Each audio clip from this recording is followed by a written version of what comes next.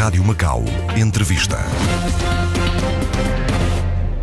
Olá, viva, bem-vindo a mais uma edição da Rádio Macau Entrevista, hoje com Jorge Rangel, presidente do Instituto Nacional de Macau, 25 anos na função pública em Macau, 13 dos quais exercendo funções no Executivo de Macau. Foi membro do Executivo, secretário adjunto, quer com o governador Almeida Costa, quer com o governador Rocha Vieira, foi também presidente da Fundação Macau. Dr. Jorge Rangel, obrigado por ter vindo à Rádio Macau. Muito obrigado, o prazer é meu. Vamos começar pelo Instituto Nacional de Macau. Que balanço é que faz da atividade do Instituto? Eu creio que não serei a pessoa mais indicada para fazer este balanço, uma vez que o protagonismo foi sempre muito grande na liderança do Instituto, mas creio que podemos concluir que o balanço é positivo, não só pelo número e pela variedade das atividades realizadas ao longo dos anos, mas também por aquilo que ficou. E a nossa preocupação tem sido também grandemente concentrada nas edições. Portanto, aí está é a grande aposta do Instituto? Não, é também uma das apostas, porque eu fui sempre um homem ligado aos livros, portanto os livros fazem parte da minha vida, tenho uma biblioteca grande. No Instituto também apostámos nas edições, embora muitos hoje pensem que já não será o setor essencial, mas nós continuamos a pensar que sim, porque o que fica para além de nós são efetivamente os livros. Até porque não há, digamos, uma certa tradição de registar a memória em Macau, sobretudo em português. Sim, por isso mesmo é que o Instituto apareceu neste contexto. Portanto, quando chegámos em 1999, achámos que era importante que houvesse mais uma instituição que na área académica e intelectual pudesse ter um papel complementar, portanto, em relação às outras instituições que já existiam em Macau, que já cobriam uma gama muito variada de atividades, e o Instituto aparece não para substituir, nem para tapar, digamos, lacunas propriamente, mas para dar um novo contributo. Por exemplo, em 2000, quando o Instituto surgiu, que houve algumas opiniões que não perceberam Bom, é evidente, isso sempre que aparece uma instituição nova, as incompreensões podem surgir de qualquer lado, quer entre, aqui no caso de Macau, pelas sensibilidades, pelo enquadramento, pela conjuntura da época. Naturalmente que quando surge uma instituição nova pergunta-se porquê e para quê. Isto quer do lado de portugueses, quer do lado de chineses. Mas creio que, entretanto, o percurso foi a melhor resposta que se podia dar.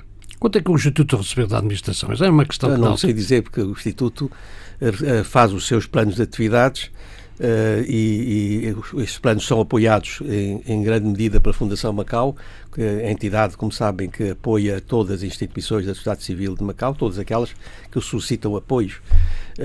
E, além disso, podemos nós próprios contribuir, portanto, como o Instituto tem os seus associados, e podemos pedir apoios pontuais a outras entidades, e também temos as nossas próprias receitas através das vendas de publicações.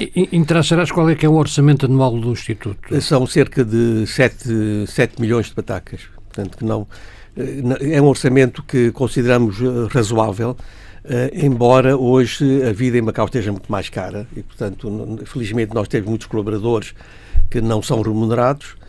Temos uma rede vasta de colaboradores espalhados pelo mundo que não são remunerados e, portanto, isso permite fazer muitas coisas sem pagar vencimentos. Na área da edição há quem se queixe das dificuldades em obter apoios. O Instituto também vive um pouco, isto é, quer sim, nem sempre é fácil, porque nós fazemos o nosso plano de edições e ficamos sempre aquém da realização daquilo que achávamos que era possível fazer, embora o plano seja sempre cumprido integralmente. O plano, quando é concretizado, tem em conta os orçamentos e os apoios efetivamente conseguidos. Nós fazemos os projetos. Hoje também, como se sabe, e há muitas queixas, nós não nos queixamos, mas há muitas queixas que ouvimos, que o rigor poderá ser excessivo, mas nós concordamos que haja rigor sempre, quando o Governo apoia ou instituições públicas apoiam outras instituições, devem fazê-lo com o máximo rigor. O que há é talvez uma carga burocrática excessiva nos pedidos de apoio, e depois, enquanto os serviços públicos normalmente têm muito pessoal para tratar destes assuntos, os organismos associativos e outros da sociedade civil não têm, e portanto o pessoal que existe é para fazer coisas, para realizar as atividades, mas o tempo é muito consumido ou com todo um trabalho burocrático que é bastante complexo. Eu, na preparação da entrevista, consultei algumas notícias da década de 2000 e não consegui chegar a uma conclusão de quanto é que no início o Instituto recebeu. Se é que isto se pode mas refere-se o quê? Na criação, o fundo inicial, porque houve 60 milhões, eu julgo 70 que milhões. terá recebido, porque foi preciso preparar as instalações, foi preciso, portanto, preparar o arranque do Instituto. Eu creio que o subsídio inicial que que o Instituto terá recebido deve ter sido da ordem dos 15 milhões de patacas. Porque eu cheguei a ouvir falar em 60, 70 milhões. Não, com certeza que não. Teria sido ótimo, mas, portanto, foi o suficiente para adaptar as instalações que na altura foram facultadas. Foi um pódio de um daqueles edifícios do NAP que o Instituto Politécnico largou, porque, entretanto, como sabe, foi instalado no antigo Liceu de Macau, e foi ótimo. Portanto, a Escola Portuguesa não quis ficar aliás, as autoridades nacionais portuguesas na área de educação não quiseram ficar com o antigo Liceu de Macau, que do meu ponto de vista teria sido o local mais indicado para instalar a Escola Portuguesa. Não quero agora voltar a esta questão, porque isso era outra questão. Anos, mas claro que podemos sempre estamos falar nos 20 disso, anos, não há assuntos tabus. Como estamos nos 20 anos da escola, essa era uma questão que eu ia Mas, entretanto, aquela verba foi aquela que foi julgada necessária para fazer as obras, para preparar as instalações e fazer o arranque, portanto, e para viabilizar o primeiro ano de funcionamento do Instituto. A partir daí foram obtidos apoios de instituições do Governo de Macau e outras de entidades variadas para podermos cumprir o nosso plano. Doutor, estamos, aliás, a gravar esta semana na quinta-feira. E digamos que nos próximos dias, na área das edições, vamos ter várias edições do Instituto. Essa é a grande aposta. É uma das grandes apostas. Nós fazemos muitos seminários, conferências. Para o ano estamos nos 40 anos do reatamento das relações diplomáticas e estamos, sobretudo, nos 20 anos da RAEM. Que projetos é que o Instituto vai desenvolver? Certamente sei que já está a trabalhar. Claro que sim. O Instituto, quando a RAEM fez 10 anos, aliás, o aniversário da RAEM praticamente coincide com o aniversário também do Instituto, portanto o Instituto também fará 20 anos. Quando fizemos 10 anos, foi o próprio chefe de executivo, o Dr. Edmundo Bó, que nos convidou para uma conversa e pediu a colaboração do Instituto para fazer uma exposição sobre a RAEM fora de Macau, porque o governo de Macau ia fazer uma cá e na China, e no interior da China, que é a expressão que se usa mais para marcar a diferença entre a RAEM e a China continental. Portanto, pediu-nos uma colaboração que foi oferecida, fez-se uma grande exposição que teve um grande sucesso, com um trabalho gráfico excelente do Vítor Marreiros. Como sabem, é um dos grandes designers aqui desta área geográfica, e essa exposição correu o mundo. Portanto, foi disponibilizada uma verba que, comparado com aquela que o Governo de Macau gastou a fazer a sua exposição, foi uma verba pequeníssima, mas quem viu a exposição, e eu não quero dar uma opinião pessoal sobre isto, quem viu a exposição acho que não teve nenhuma hesitação em considerar que aquela correu o mundo foi muito melhor do que aquela que foi feita aqui. O que é que o Instituto vai fazer nos 20 anos? Nos 20 anos já mostramos a nossa disponibilidade. Não sei, eu creio que o Governo de Macau ainda não está neste momento preparado para anunciar nenhum programa, mas nós estamos a elaborar o nosso programa. Portanto, o nosso programa será articulado mais ou menos com o programa da RAEM. Se a RAEM quiser a colaboração do Instituto, portanto, ela é a mesma que foi facultada quando a RAEM fez 10 anos. Quando fez 15, também já o outro chefe de executivo pediu uma idêntica colaboração. Fizemos uma exposição um pouco diferente, mais fotográfica, até porque era mais fácil em termos de organização, em termos de substituição de fotografias, do material e transporte, etc. Portanto, fez uma exposição, também correu o mundo, sobre Macau, com imagem variada sobre o que era a RAEM no momento em que fazia 15 anos. Portanto, agora, nos 20 anos, a ideia é fazer também uma exposição que poderá não ser puramente fotográfica, depois que será complementada com um conjunto de outras iniciativas, como edições, palestras, conferências e outras pequenas exposições aqui e ali, para dar uma imagem tão completa quanto possível sobre o que é a RAEM. O doutor fez há pouco uma referência à escola portuguesa. Eu, no início, disse que foi durante dois períodos de Macau secretário do governo, foi, aliás, era secretário para a Administração, Educação e Juventude durante o consulado de Rocha Vieira, e conhece muito bem esta questão da escola portuguesa. É uma questão velha, mas, doutor, para que não fique em dúvida se é que elas ainda hoje existem, não era...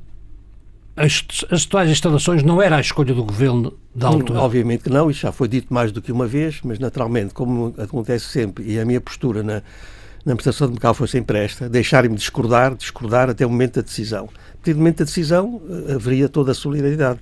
Agora tínhamos a obrigação de conhecer melhor, se calhar, o terreno, conhecer melhor a situação, conhecer melhor os antecedentes, dar uma opinião que nos pareceu muito segura, mas depois a quem de direito coube a faculdade de A opção era o Liceu de Macau. E quem é que não... Porque esta é uma questão que parece que... Não, esta seria a minha. Não vou dizer que fosse a mais consensual. Era aquela que, como secretário da Educação, defendia que era uma questão de continuidade, embora eu pense que esta polémica já esteja ultrapassada. Mas quem é que não quis ir para o Liceu? Bom, quem tinha que tomar a decisão não era o Governo de Macau. O Governo de Macau ofereceu todas as alternativas possíveis.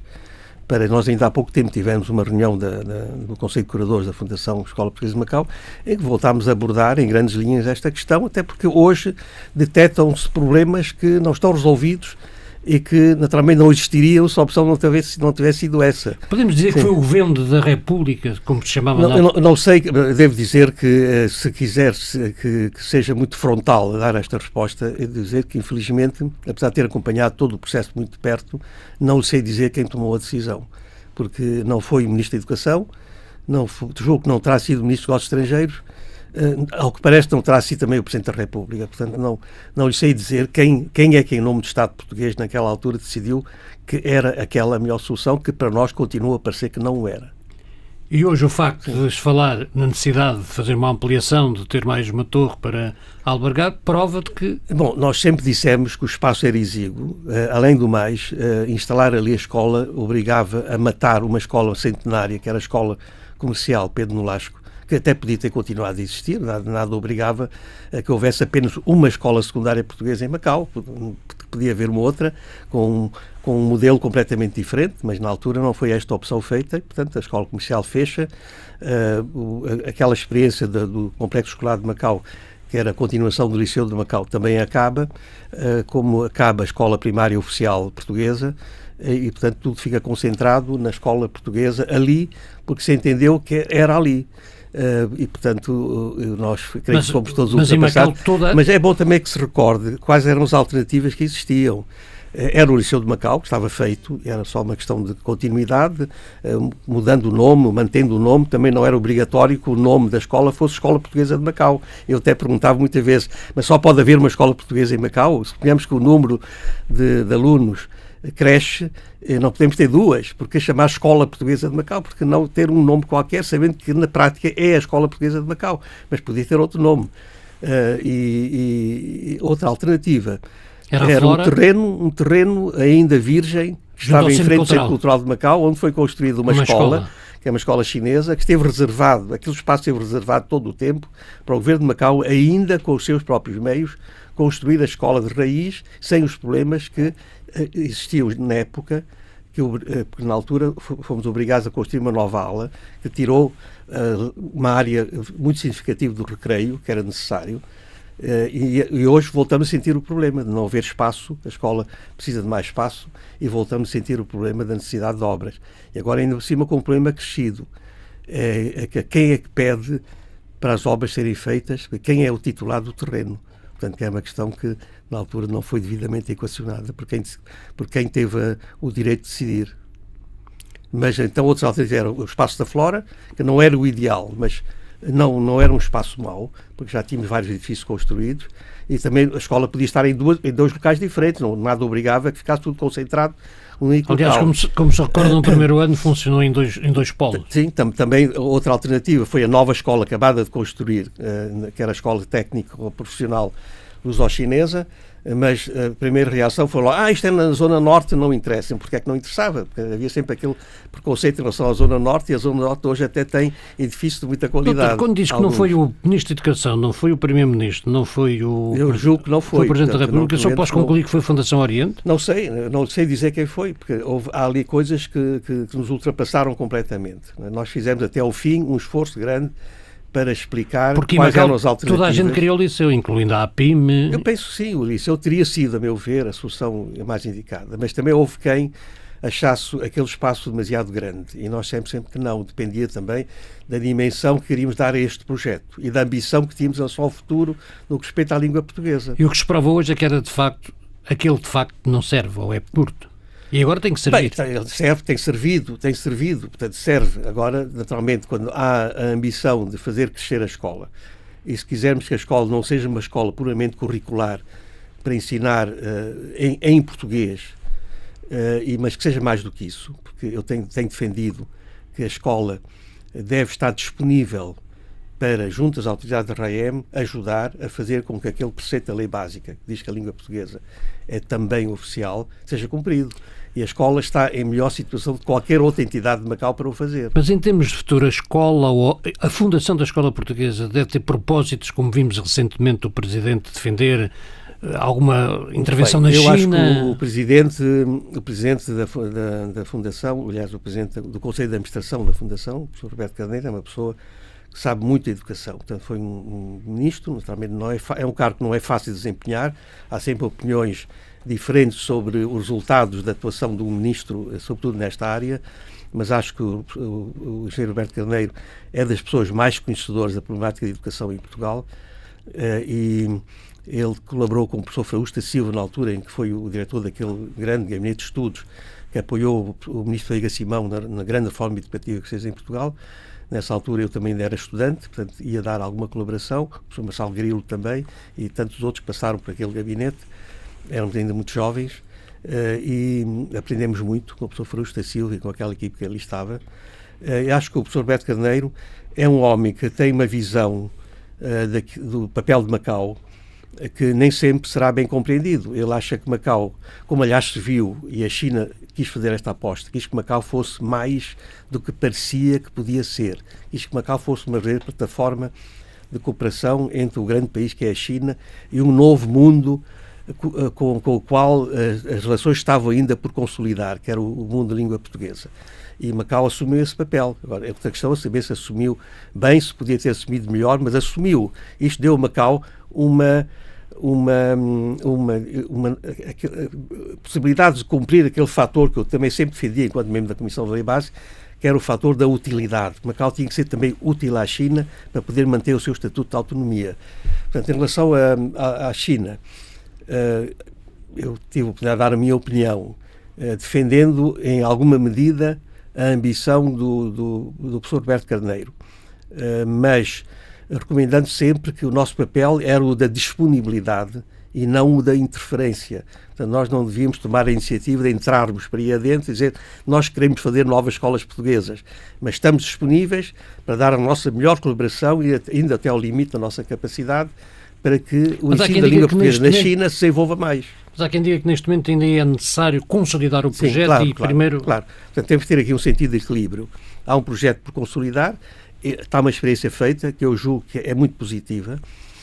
Ainda agora há poucos dias escrevi um artigo a propósito das comemorações de 20 anos da Escola Portuguesa, referindo-me muito especialmente àquela festa bonita que se fez no Centro Cultural.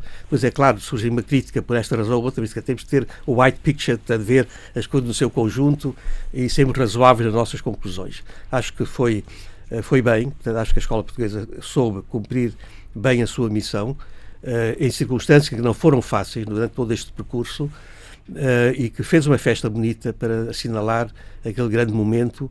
20 anos significa um tempo de balanço, portanto, este é o tempo de balanço, por isso é que no outro dia, sob a liderança do professor Roberto Carneiro, nós debatemos o papel da Escola Portuguesa de Macau e falámos do futuro, e naturalmente nestas preocupações em relação ao futuro está o menor envolvimento da Escola Portuguesa em ações junto a outras entidades, isto é, dentro da própria República da China.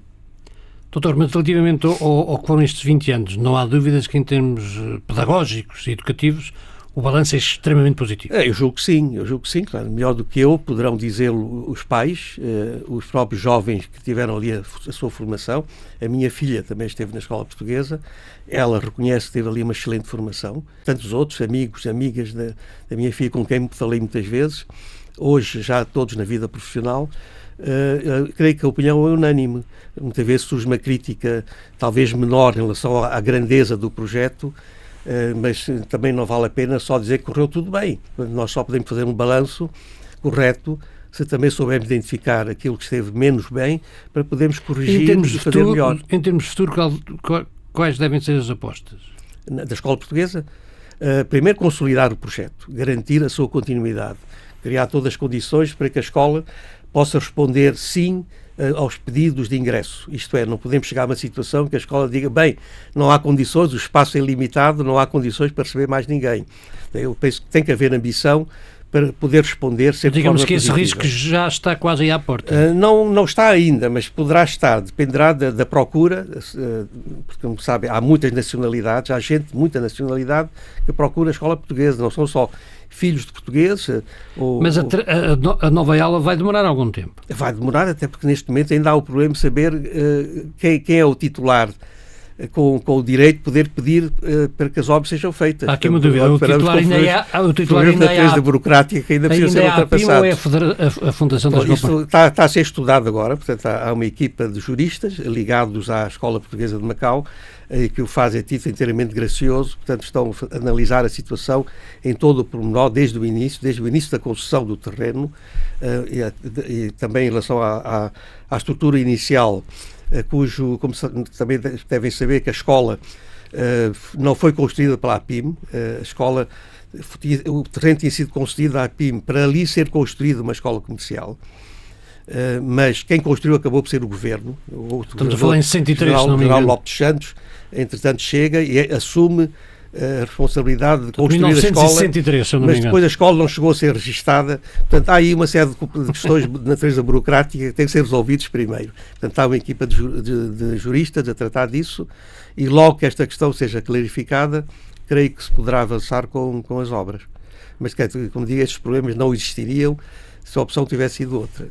Nesta questão já não se foi agora. Já não se foi. Eu devo dizer que tenho uma grande pena, porque eu olhava para aquele espaço do liceu, do antigo liceu, como um espaço indicadíssimo, porque já estava uma tradição feita aí, tinha dimensão, e devo dizer que ao não querer ir para lá, o Instituto Politécnico de Macau, de que eu fui o presidente da comissão instaladora, e entretanto começou a funcionar em pleno, mas espalhado pela cidade, ficou muito feliz por ir para ali, muitíssimo feliz. Já que me fala do Instituto Politécnico, doutor, nestes 20 anos, se há instituições que têm tido um papel relevante mesmo na promoção do português, é de facto o Instituto Politécnico? Sim, sem dúvida. Tudo isto tem a ver também com a atitude dos responsáveis. Nós aqui sabemos bem, quer na RAM, quer em qualquer sítio, até em Portugal é assim, não são só as leis, nem as intenções, nem as linhas de ação governativa que definem os projetos na fase da materialização. Depende das pessoas. Quando há liderança, as coisas são feitas. Neste caso, o professor Li Hong-yu, ou Li Shan-yu, que era o nome dele em mandarim, o professor Li foi a minha escolha para presidente do Politécnico, portanto, ainda foi no tempo da Revolução Portuguesa que ele foi nomeado pelo general Rocha Vieira. Em substituição do professor Oliveira Dias. Presidente entretanto, esteve o professor Pedro Rodrigues, porque eu estava como presidente da comissão instaladora quando, entretanto, o general Rocha Vieira foi nomeado e convida-me para integrar o governo dele. Eu já não contava estar nunca mais em funções como essas, mas, naturalmente, eu defendi durante muito tempo alguns nomes para governador de Macau, esse foi um deles, e muito contra a vontade da família, acabei por entregar a última equipa governativa. E, ao fazê-lo, tive que deixar a Comissão da Lei Básica, o que também tive pena, deixar outras atividades em que estava envolvido, nomeadamente a instalação do Instituto Politécnico, mas estava praticamente tudo feito quando o general Rocha Vieira chegou, e nós, já com o governador Melancia, estava a fazer o trabalho da conversão da Universidade da Ásia Oriental e Universidade de Macau, portanto eu presidia a comissão que tratou disto, e ao mesmo tempo estava a presidir a comissão instaladora do Instituto Politécnico de Macau. Assim sendo, quando chegámos a um período mais avançado da transição, tínhamos que pensar nas pessoas que iam ficar para além de 1999, e daí a escolha do professor Li, que isso foi uma grande escolha. Nessa perspectiva, tem alguma preocupação, porque é sabido que neste ano letivo o professor Li vai deixar a presidência? Pois, as pessoas não são eternas, não é? Nós sempre dizemos que muitas vezes dizemos que há pessoas insubstituíveis, mas ninguém é insubstituível. Portanto, haverá sempre alguém pior do que nós e alguém melhor do que nós. Não é? Em qualquer situação em que nos encontramos, haverá sempre alguém pior e alguém melhor do que nós. Portanto, espero que encontrem o seu substituto de forma correta, que lhe deem os meios, que lhe deem os apoios, que ele saiba também perceber o projeto e que possa continuar a afirmar o Instituto Politécnico de Macau como uma escola fundamental para Macau. Também o próprio modelo, também na altura em que se pôs a opção de transformar o Politécnico em universidade, a minha resposta, fui consultado e disse claramente que era uma opção, mas achava que as duas vertentes do ensino superior, que não era só uma experiência portuguesa, havia esta ideia errada, este era o modelo português, não era, disse, vão a Singapura ver, já que falam tanto em Singapura, têm mandado tantos dirigentes da administração pública para fazerem estágios e cursos em Singapura, vão ver o sucesso da experiência dos politécnicos de Singapura e depois vejam se não era bom em Macau manter também o sistema. E ainda bem que foi assim. Mantivemos as duas vertentes do ensino superior. Hoje o Politécnico com outra dimensão, porque também em Portugal, como se sabe, o Politécnico não dava determinados graus, hoje já pode fazê-lo, e aqui também, e acho que bem. Como eu disse, e espero que continue a apostar na língua portuguesa, e esta era a questão que me estava a colocar há pouco. Sim. A aposta na língua portuguesa é fundamental, sim. E portanto é fundamental e corresponde a um desenho da própria China.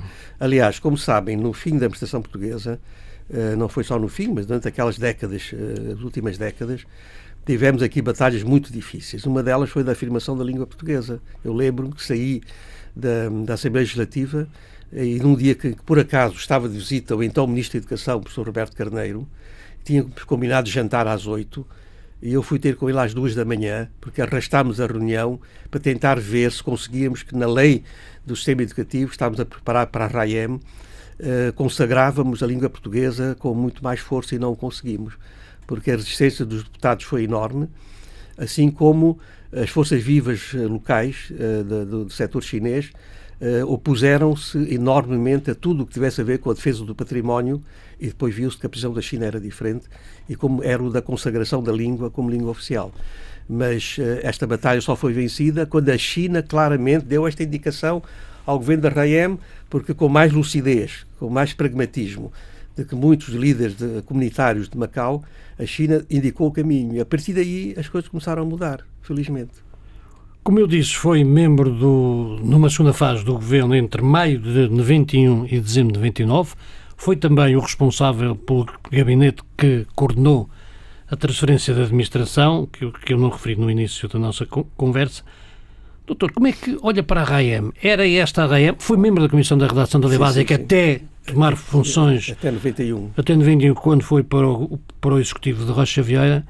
Era esta a RAEM com que quem nessa altura teve participação? Vamos lá ver. Sonhou... Em todos os pedidos de mudança histórica, as dúvidas são imensas, as interrogações que se fazem e sobretudo, as preocupações das pessoas. Porque nós tomamos decisões em relação ao futuro, não devemos esquecer que existem pessoas, cada uma delas com as suas sensibilidades, as suas expectativas. Por isso, nenhum período de mudança histórica é fácil para ninguém, e sobretudo para quem tem responsabilidades políticas. Ali, eu creio que, no essencial, o que está na lei básica foi cumprido. Mas o cumprimento das leis é feito pelos homens, não é? Portanto, podem-se tomar medidas que vão mais neste sentido ou noutro, mas no essencial, creio, por isso é que ainda aqui estamos, 20 anos envolvidos, nós estamos aqui. Continuamos a ter a RAEM, mas já devíamos saber também que se na altura não era preocupação, porque eram 50 anos e portanto eram duas gerações, as pessoas não estavam tão preocupadas com o futuro. Claro que passados 20 anos e quando passarem 25 ou 30, quem aqui estiver irá fazer a pergunta, o que é que vai acontecer a seguir? Mas já sabíamos, tendo estado envolvido ativamente em todo o processo, quer do lado da preparação da lei básica, e foi uma experiência extraordinária, devo dizer, porque também fiquei a perceber muito melhor como funcionavam os círculos de poder e de decisão dentro da Santos própria mantém China. muitos contatos com dirigentes chineses, mantenho vai muito à China e disse há pouco que os homens fazem as leis, cumprem as leis, aplicam as leis. Como de algumas interrogações ou preocupações que parecem ser hoje patentes em Macau, até porque são anunciadas algumas medidas, há alguma legislação que tem sido anunciada recentemente pelo Governo, acha que entramos numa fase de alguma preocupação relativamente ao futuro? Isso é... Há aqui duas ordens de preocupações, devo dizer. Uma é o percurso normal de uma integração progressiva que será feita, e já sabemos que seria assim. Porque logo a seguir à aprovação da lei básica e depois da entrada em vigor da RAEM, estavam definidos os parâmetros e todo o enquadramento da vida da RAEM. sabíamos que a China, que não funciona como funciona no Ocidente, em que há um dirigente político que acorda bem disposto e tem necessidade de ir à televisão anunciar a sua ideia, que não está consolidada, não está trabalhada, não está partilhada e não está discutida. Mas na China as coisas não funcionam assim. Há órgãos colegiais, todo o processo é amadurecido e quando se anuncia alguma coisa é mesmo para fazer. Não é uma intenção para adiar durante 20 anos ou 30, ou para estudar durante 20 anos depois para não se fazer. Portanto, quando se decide é para fazer. E aqui as preocupações podiam ser, por um lado, como é que ia ser feita esta integração progressiva. E sabíamos que no momento em que a RAEM começou a funcionar, já estavam a trabalhar. A Academia de Ciências Sociais, com a qual mantive boas relações, e outras entidades, estavam já a preparar o plano até 2020.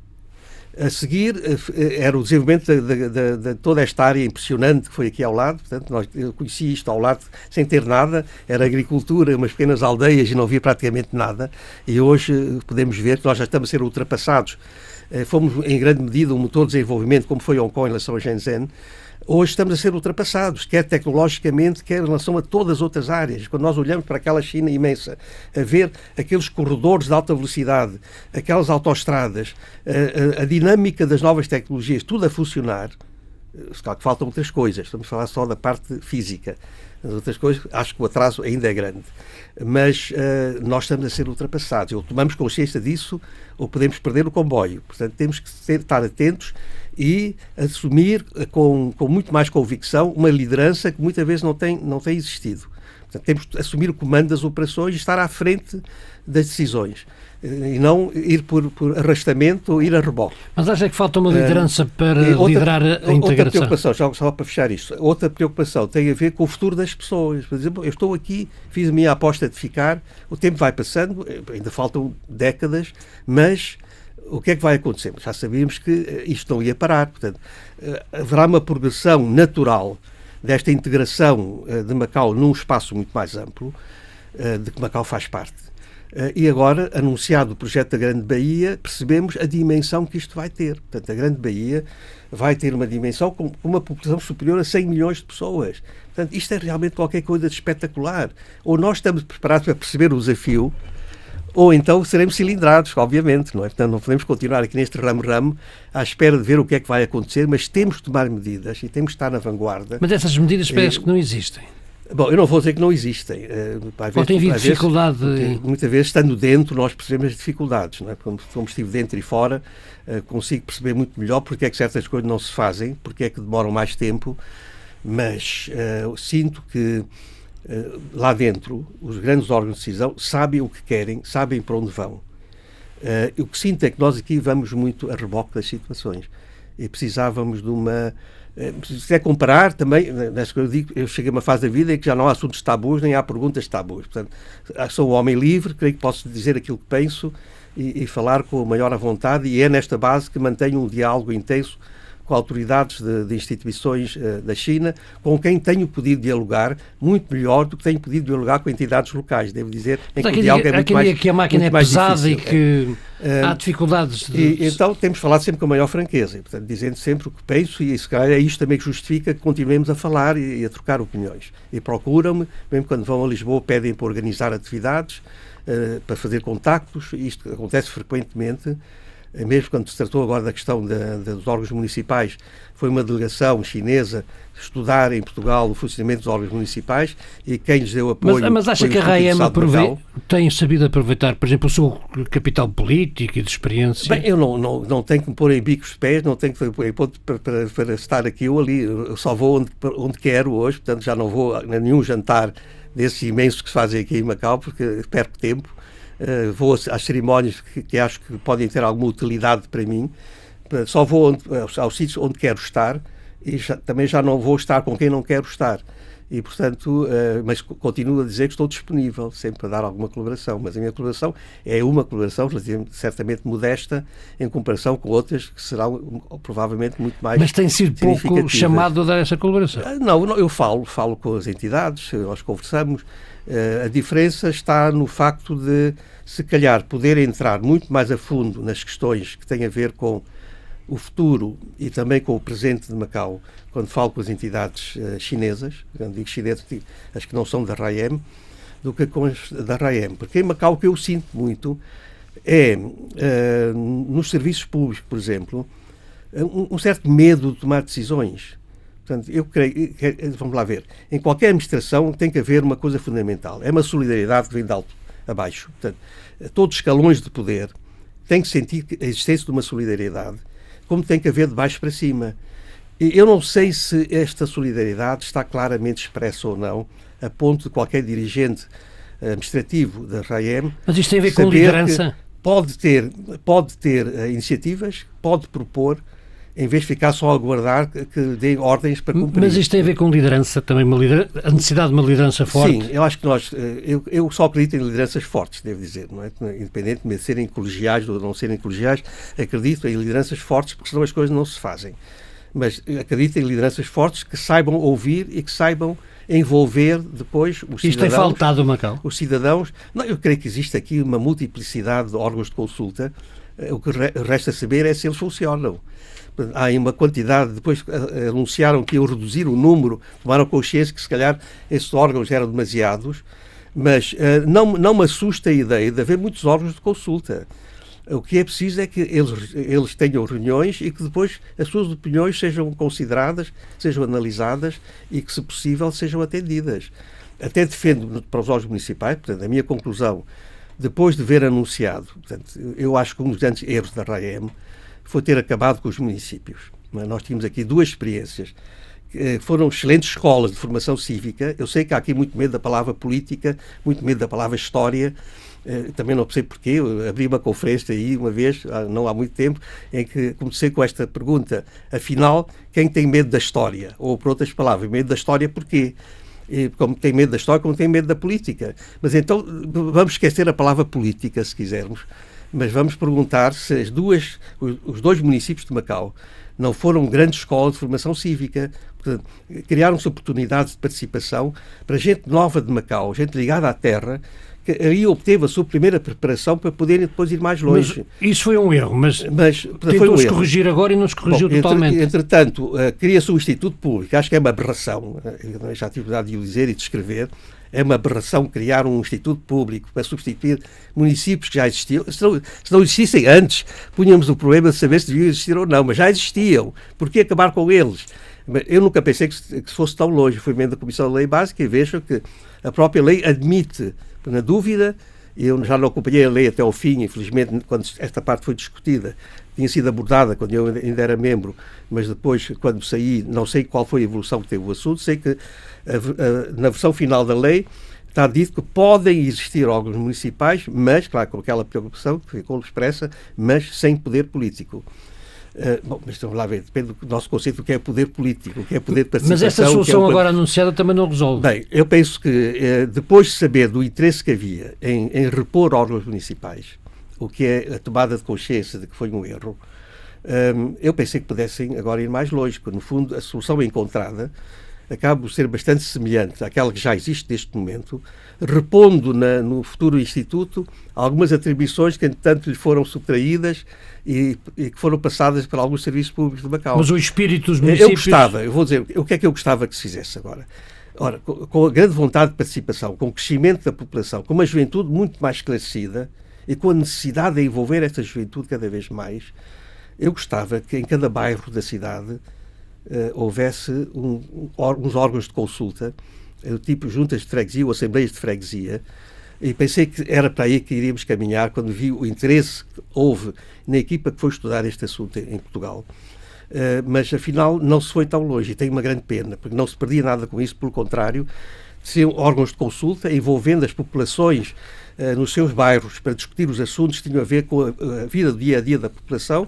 E depois haveria o órgão executivo, podia ser o Instituto Público, com esta natureza ou com outra, mas tinha que haver muito mais coragem para encontrar uma estrutura muito mais eficaz e que fosse condizente com a expectativa da população, que creio que não foram correspondidas, e que o futuro órgão, por muito eficaz que seja, fica muito aquém daquilo que podia afinal ter sido. Da sua experiência, é também o momento de aumentar o número de secretários? Ora, o número de secretários no tempo da Administração Portuguesa era de até 7. Portanto, deixava-se ao governador de Macau a possibilidade de ser ele a decidir quantos eram, e até podia começar com 3, com 4 ou com 5 e ir até 7. Fixou-se apenas o limite, assim como as áreas. Bom, em qualquer governo do mundo, deve caber ao chefe de executivo a faculdade de distribuir as áreas, porque as áreas têm a ver também com os perfis dos colaboradores. Portanto, o governador pode ter um homem para a área da economia, mas que se calhar também tem uma boa experiência feita noutra área, como se viu no tempo do general Rocha Vieira, a certa altura os Estados Assuntos Sociais também tinham o orçamento. Portanto, em cada circunstância, em cada momento, as prioridades podem variar e também o perfil das pessoas é diferente. Portanto, deve-se deixar ao chefe de executivo, e continuo a defender isto também para Macau, mas isto já não foi decisão da lei básica, isto foi a Comissão Preparatória. Portanto, também, na altura, o governador nomeou para acompanhar a Comissão Preparatória. Eu tive alguma dificuldade na altura, as pessoas não se aperceberam, mas eu tive um problema de saúde muito grave em 1996, portanto, fui operado em Hong Kong com um problema do foro oncológico e podia ter cessado as minhas funções nessa altura. Aliás, quando o governador me vai visitar no hospital em Hong Kong, portanto, é a primeira vez que eu falo disto, em 1996, pensei deixar o governo. O governador foi-me visitar e a minha mulher disse: olha, tens agora a oportunidade de explicar ao governador que não tens condições para continuar. De facto, nós tínhamos de entrar na fase terminal, eram 3 anos que faltavam, 3 anos que ia exigir um grande esforço, muito empenhamento, muita atividade. Eu não sabia se, ao sair do hospital, tive 3 semanas, se estaria ou não em condições de assumir essas responsabilidades. O governador vai-me visitar, eu disse: Sr. Governador, eu, uma vez estou aqui deitado, nem sequer pude levantar para o receber, e não sei se vou poder continuar em funções. Ele disse: não, eu agora, quando vinha o Jetfoil, já trazia para si uma série de responsabilidades novas. Eu disse: sim, mas quais são? A ligação à Comissão Preparatória, apoiar o chefe de executivo quando já tiver oficialmente escolhido, coordenar as cerimónias finais de transferência, etc, etc. Havia uma lista de assuntos novos que passavam para mim. Eu disse: deixem-me pensar, daqui a dias eu vou responder. E acabei por aceitar, e devo dizer que foi bastante penoso para mim naquela fase, porque tinha que estar em acompanhamento constante em Hong Kong pelo médico que me operou, pela equipa de médicos. E também não quis fazer disto, não quis fazer alarde disto, porque não interessava criar mais uma preocupação junto dos meus colaboradores, e, portanto, assumi com maior naturalidade esta situação, e até no momento em que foi detectada esta situação em Hong Kong, havia uma reunião de governo que estava a decorrer. Eu pedi para vir mais tarde, porque tinha que ir a Hong Kong para fazer a observação, e quando eu chego à reunião, digo ao governador: olha, está confirmado que tenho aqui um problema grave do foro oncológico, vou precisar ser operado. Ele diz assim: mas você, então, em vez de descansar, veio à reunião. Disse: sim, eu também quero cumprir as minhas obrigações e, portanto, irei sempre até ao limite da minha capacidade. E foi isso que eu tentei fazer até ao último dia, 20 de 1999, e acompanhei depois o Dr. Edmundo Ho, também é outro aspecto que muita gente não conhece. Todas as quartas-feiras trabalhava com ele, ir passando as questões administrativas, articulando com o governador e com ele. Depois, ele pede para indicar um colaborador para servir de elemento de ligação entre ele e eu. Eu sugeri o Alveigon, que foi chefe de gabinete. E ele disse: eu não conheço muito bem, mas eu conheço, tenho boa impressão dele. Falou com ele e 3 semanas depois, ainda antes de tomar posse, telefonou-me e disse: olha, eu vou nomear o chefe de gabinete. Disse: olha, eu não estava à espera que fosse tão longe, porque o chefe de gabinete é sempre uma pessoa da confiança política ou confiança pessoal, mas acho que faz uma excelente escolha. É hoje o comissário para a auditoria. E acho que é um dos melhores quadros que Macau tem. Vamos aos secretários. Excelente, e tem pena que ele não tenha sido mais aproveitado, porque a RAEM precisava de mais gente como ele. Acho que, além de ter trabalhado comigo durante 20 anos, e não é por aí, mas aprendeu muito, ele foi 10 anos chefe de gabinete do Dr. Edmundo Ho. Portanto, passou por ele tudo, soube ser discreto, competente, dedicado, leal, e acho que cumpriu muitíssimo bem a sua missão junto de um chefe de executivo que precisava desse tipo de apoio. Foi impecável. Hoje está em umas funções elevadas, mas se calhar, do meu ponto de vista, ele podia ter tido um papel interventor na RAEM bastante diferente e certamente muito podia mais ser secretário, eficaz. era a sua... Acho que sim, eu acho que se fosse a minha escolha, essa pergunta também me foi feita por entidades locais e entidades do lado de lá. Também perguntaram várias vezes que se eu fosse chefe de executivo, qual seria a minha equipa? Que é uma pergunta muito curiosa. Eu disse, bom, mas como eu não posso ser chefe de executivo, estou livre para dizer. Mas há necessidade de eu haver disse mais... sempre qual seria a minha equipa. Não é? Havia necessidade de ser mais secretários ou não? Agora, eu penso que deve deixar essa faculdade, eu acho que sim. Eu acho que deve ser deixada esta faculdade, deve ser alterada esta legislação, que por um lado obriga o chefe a ter 5 e já tem as áreas distribuídas. Acho completamente errado isso. Quem fez isto mostrou uma impressionante ignorância em relação a como um governo deve ser constituído. Doutor, falando agora, há pouco falava em equipa governativa, estamos ainda longe ou estamos perto, depende da perspectiva. Quando se olha para 2019, vê nomes, há vários nomes que têm... Haverá sempre nomes, vamos lá ver. Nós olharmos um pouco para trás, lembro quando vagava o cargo de governador de Hong Kong, nós que não somos de Hong Kong, fazíamos aqui uma lista com 3 ou 4 nomes e acertávamos, porque havia uma lógica. Procurava-se para Hong Kong a pessoa mais preparada, mais disponível e que naquelas circunstâncias iria poder assumir melhor as suas responsabilidades. No caso de Macau, se me pedisse uma lista de 100 nomes, eu se calhar não acertaria. Porque, mesmo já em pleno período de transição, podia ser uma pessoa qualquer, como se viu. Mas olhando para 2019, estes nomes que agora têm... A administração portuguesa, agora em relação à RAEM, é claro que a limitação é maior, porque hoje a lei básica obriga a que os principais dirigentes da região sejam daqui. Isto é, o chefe executivo tem que ter um número mínimo de anos de residência em Macau e os secretários também. Portanto, isto já limita a escolha. Portanto, hoje não há aquele problema de o Presidente da República, ou seja, quem for, nomear quem ele quiser, uma pessoa da sua confiança. Mas quando se olha para os nomes que têm vindo aí à baila... Os nomes, quando olhamos para os nomes, eu primeiro acho que tenho dito às pessoas, quando conversamos, e naturalmente em muitas conversas, vem sempre à baila esta questão. O que é que acha? Acha que é A, que é B ou é C? A minha resposta sempre, ainda é muito cedo. Apesar de já estarmos muito perto, ainda é cedo. Porquê é que digo que é cedo? Se nós olharmos com alguma atenção para o que se passa lá dentro da China, a primeira decisão é lá de dentro. Por muito que se diga que há uma eleição, mas a eleição depois terá que ser confirmada e também só pode ser candidato quem a estrutura quiser. Portanto, já os condicionamentos existem logo à partida. Não é qualquer pessoa que pode dizer eu quero ser candidato a chefe de executivo. Portanto, tem que ter um certo número de apoiantes e esse apoiante tem que ser membro da tal comissão que depois elegerá o chefe de executivo. Portanto, há uma limitação grande. Agora, não há muitos nomes, como é evidente. Como nunca houve muitos nomes. Quando se tratou do primeiro, nós já sabíamos que estava uma pessoa a ser preparada muitos anos antes para ser chefe de executivo, que era o Dr. Edmundo Ó. Já todos sabíamos.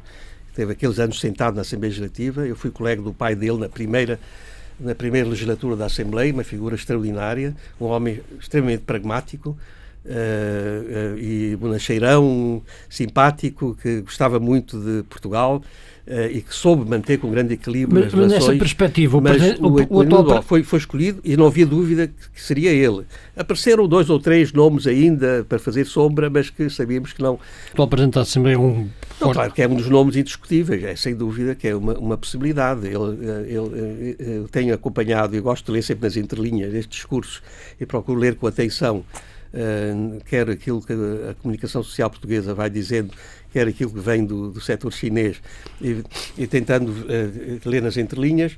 Vejo que ele, à partida, faz saber que não será ele a pessoa mais dedicada, mas naturalmente também não exclui esta possibilidade.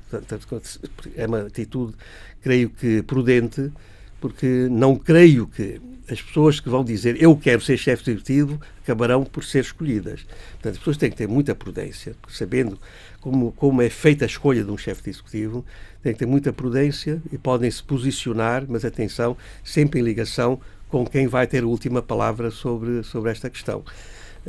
Podem ser cilindrados no processo. Portanto, os nomes que se falam são aqueles que nós conhecemos, é o Presidente da Assembleia Legislativa, fala-se do Secretário da Segurança, fala-se do Secretário de Assuntos Sociais e Cultura, talvez mais 1 ou 2 e pouco mais haverá. E qualquer deles tem possibilidades ou tem competência para? Não sabemos. Competências, todos terão competência, certamente, mais ou menos limitada, todos terão. Agora, como digo, dependerá sempre da conjuntura, vai depender muito também da evolução da própria China ainda, porque reparem que às vezes nós temos aqui a ideia de que tudo é muito estável lá dentro. É que não é. Nem a nível político, nem a nível financeiro, nem a nível social, nem a nível ecológico. Eu digo, em todos os níveis há problemas de uma enorme gravidade na China e temos que perceber isso. Nessa perspectiva, até porque mantém muitos contatos na China, estas alterações constitucionais de março surpreenderam, não é por isso? Quais alterações? Na China, normalmente a questão dos 2 mandatos... Bom, vamos lá ver. Nada nos deve surpreender, não é? Porque hoje já nada nos deve surpreender. Agora, houve uma justificação para isso ser feito. Ela foi apresentada. Era dar estabilidade, dar continuidade. Num momento em que a China começa a ganhar um papel de maior relevo no mundo, com projetos gigantescos como esta faixa da rota, que muitas vezes não tem sido devidamente entendido. Mas também temos que ter em conta que para muitos isso significou uma regressão. Nós temos um caminho de abertura que ou é feito de uma maneira que seja consensual, ou podemos depois chegar à conclusão que os passos foram errados. Eu creio que eu há pouco tempo tive na Sociedade Histórica uma situação. Eu fui presidente da Sociedade Histórica em Portugal durante 7 anos. Agora, há dias, muito simpaticamente, elegeram-me juntamente com o professor Adriano Moreira presidente emérito. Portanto, somos 2 presidentes eméritos da Sociedade Histórica. Foi uma grande honra ter comigo ao lado do professor Adriano Moreira, que é hoje uma grande figura, é o senador, um dos senadores da República, um dos raros verdadeiros senadores da República. Quando estava a terminar o meu mandato como Presidente do Conselho Supremo, é um regulamento interno apenas, só permitia um mandato. E houve uma proposta, secundada por quase todos os membros, para ser alterado o regulamento para eu fazer um segundo mandato. Porque isso não se aplicava ao Presidente da Direção, e fui durante 7 anos Presidente da Direção. Eu disse muito bem, eu aprovo as alterações, mas já não são para mim. Portanto, vamos aprovar as alterações, mas o meu mandato termina e eu serei substituído. Depois o mandato poderá aplicar-se a quem vier a seguir, mas não será aplicado a mim. Doutor, esta seria a solução correta. Portanto, também é uma opinião pessoal, e também posso expressá-la com toda a liberdade. Agora, foi o caminho escolhido. Vamos ver, vamos observar, porque há aqui uma situação destas pode conduzir a outras. Isto é, o que me assusta muito, por vezes, é que num país como a China haja mais gente a bater palmas do que a encarar as questões com lucidez, não é? Porque se o governo tivesse tomado a decisão de ir por aqui, as mesmas pessoas bateriam palmas se tivesse dito que ia na direção contrária. As mesmíssimas pessoas. O que aconteceu também em Macau. Em todo este processo histórico, quando foi da Revolução Cultural, quando foi das grandes mudanças, quando tivemos o problema de Tiananmen, e acompanhei tudo muito de perto, porque na altura, durante as reuniões da Comissão da Lei Básica, os estudantes estavam acampados já na Praça Tiananmen. Nós estávamos ali muito perto, tínhamos de dar uma volta enorme para entrar no Grande Palácio do Povo, do lado de trás. E, portanto, tivemos a oportunidade de ver, de acompanhar, falar com as pessoas, e mesmo agora os incidentes de Hong Kong, procurei acompanhar muito de perto, também falei com as pessoas para perceber quais eram as motivações. Há histórias que eu poderei contar das minhas conclusões, mas não temos tempo agora desta conversa, porque o problema de Hong Kong também merece ser acompanhado. Porque as pessoas muitas vezes não têm a consciência de que o problema de Hong Kong, se calhar, não é exclusivamente um problema de Hong Kong. Portanto, é bom termos isto em conta. Portanto, por isso é que vale a pena analisá-lo como mas nesta ideia, quando olhar para a China, o atual Presidente tem a situação toda controlada ou isso é... Portanto, não tem que... Este processo de combate à corrupção, que todos apoiam, acho que em qualquer parte do mundo, quando se combate a corrupção, deve merecer o nosso total apoio, o apoio de toda uma população. Mas depois temos que ver os contornos e a maneira como essas coisas se fazem. Quando o número de pessoas que foram eliminadas no percurso é aquele gigantesco que nós conhecemos. E ainda há dias o Sun Zhenkai era a figura para quem muitos olhavam já como o futuro presidente. Está que diga que não caiu até agora nenhum dos seus mais diretos colaboradores, portanto, do Presidente. Há muitas interrogações que temos que pôr, não é? Portanto, não vamos pôr em dúvida as intenções, nem todo o processo com aquilo que tem de boas intenções. Não vamos pôr em causa nada disso. Mas atenção, nós temos que em política há aquilo que é e aquilo que parece ser. E, portanto, ou aquilo que parece ser é claro, ou então não é. Então, se não é claro aquilo que é afetado por aquilo que parece ser e que não é absolutamente. Doutor, voltando a Macau, há quem diga que nos estamos a aproximar rapidamente de 2049. Não sei se estamos a ir tão rapidamente quanto isso. Me refere-se então a Macau. Macau. Portanto, a China tem o seu plano. Portanto, cada plano é substituído por outro plano. Este plano agora da Grande Baía merece a grande atenção. Até gostava que os jornalistas de Macau dedicassem mais atenção a este assunto, organizassem entrevistas e promover mesas redondas. Mas eu pergunto, mais próximo de 2049, há quem comece a pensar que não vai ser possível chegar até 2049, porque a China vai... Não, vamos chegar a 2049. Depende de como é que vamos chegar, mas vamos chegar com certeza a 2049 com Macau como região administrativa especial. A interrogação que se põe é o que é que acontecerá a seguir ou o que já estará pronto para acontecer, porque a China tem que respeitar o acordo que foi assinado, não é? A declaração conjunta vale até 2049. Portanto, a partir daí, a lei básica também definiu, portanto, veio consolidar o que estava na declaração conjunta. Portanto, a pergunta que se faz é o que é que será Macau em termos de autonomia e em termos de identidade quando estivermos muito perto de 2049. Agora, eu acredito que, ainda há dias na conversa na Fundação Rui Cunha, eu acho que isto vai depender de dois fatores. O que vai acontecer na China, que China é que vamos ter em 2049. Não sei se alguém sabe responder a esta questão, eu não sei, embora seja um observador atento, e não sei, portanto, não quero ter só as minhas observações. Neste momento estou ligado a vários círculos de reflexão com académicos de várias partes do mundo, encontramos 2 vezes por ano, pelo menos, para cada um trazer as suas achegas, e trazer os livros mais recentes. O que é que vai ser a China? Na última reunião eu voltei com 14 novos livros. Doutor, o que é que vai ser a China? E outra questão é? E outra questão somos nós próprios. Depende da maneira como nós soubermos estar em Macau. Isto é, nós e as instituições. Portanto, ou vamos a reboque, como muitas vezes sim estamos a ir, ou continuamos a afirmar uma identidade própria, uma capacidade de continuar a existir com uma estrutura administrativa própria. Mas há quem diga que o atual governo, com as propostas de lei que têm sido anunciadas recentemente, nomeadamente pelo secretário para a Segurança, estão a cavar um bocado a autonomia e estão a ir mais para o primeiro. Vamos lá ver. A questão da segurança, um governante, e isto tem que ser levado muito em consideração. Nenhum governante, mesmo que tenha uma responsabilidade setorial e cada um tem a sua, pode deixar de ter uma visão de conjunto, porque por isso é que são governantes. Senão seriam diretores de serviços, o chefe de departamento ou o chefe de divisão, para olharem só para a sua área para executarem. Portanto, naquilo que tem a ver com a execução, eles são os coordenadores de execução, mas cada secretário é um agente político, portanto, são cargos políticos, dependente do chefe executivo, com quem tem que trabalhar e tem que partilhar a sua visão com a visão do chefe, que é o coordenador geral das políticas.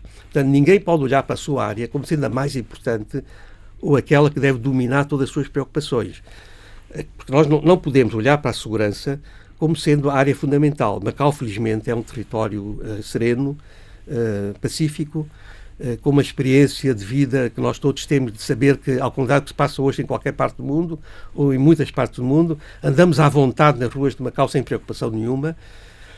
E mesmo em termos da grande política tem a ver com a segurança, o terrorismo, mas há quem diga que estamos a transformar o território num Estado policial. Por isso é que nós não podemos exagerar. Portanto, tem que haver da parte de qualquer governante um enorme sentido de equilíbrio para saber ajustar as suas preocupações com as preocupações gerais da população. Não pode haver uma preocupação securitária maior do que a preocupação do bem-estar geral e das liberdades das pessoas. Portanto, não precisamos de sábios, precisamos só de pessoas lúcidas. Portanto, as pessoas têm que perceber... E acho que tem havido essa tendência? Tem que haver preocupações com a segurança, porque temos que estar à frente das coisas.